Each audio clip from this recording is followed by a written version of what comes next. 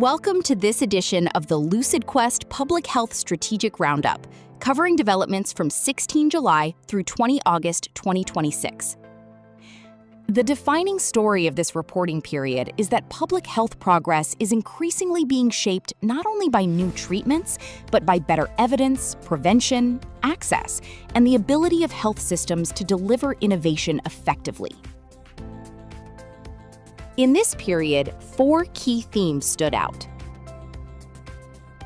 The first was the growing importance of lower burden care. 10-year prostate cancer data strengthened the case for focal therapy in selected patients, while intravenous iron before cardiac surgery reduced transfusion requirements in patients with anemia. Strategically, both developments reflect increasing pressure to demonstrate not just clinical efficacy, but reductions in treatment burden, complications, and resource use. That could influence reimbursement, care pathways, and adoption. However, neither approach has fully established a new standard. Randomized evidence for focal therapy and broader recovery benefits from preoperative iron remain important uncertainties. A second major theme was more precise risk identification. Genomic findings in fibromyalgia, associations between occupational pesticide exposure and ALS, and observational data linking estrogen-only hormone therapy with lower Alzheimer's pathology all point toward more biologically and environmentally informed prevention strategies. For developers and health systems, better segmentation could improve trial design, target selection, biomarker development, and allocation of preventative resources. But these signals remain largely associative. Replication, prospective validation, and clearer evidence of causality will be essential before they can meaningfully change clinical practice. The third theme was the potential value of time-critical intervention in HIV. A combination of antiretroviral therapy, neutralizing antibodies, and leronlimab cleared HIV in a newborn non-human primate model when treatment began shortly after infection.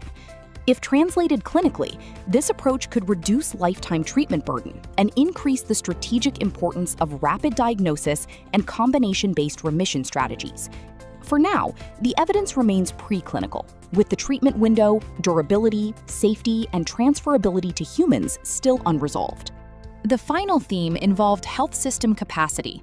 WHO and UNICEF data showed major sanitation and environmental cleaning gaps in healthcare facilities, while Research for Life highlighted the role of scientific access in strengthening research participation and evidence-based care.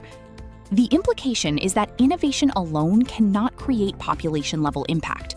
Infrastructure, knowledge access, workforce capacity, and implementation increasingly determine whether new interventions can scale. Progress remains uneven, making funding and execution critical watchpoints. Looking ahead, we will be watching randomized focal therapy evidence, human development of the early HIV strategy, prospective validation of emerging risk signals, implementation of sanitation and hygiene recommendations, and whether expanded research access translates into stronger local trial participation and adoption of evidence-based care.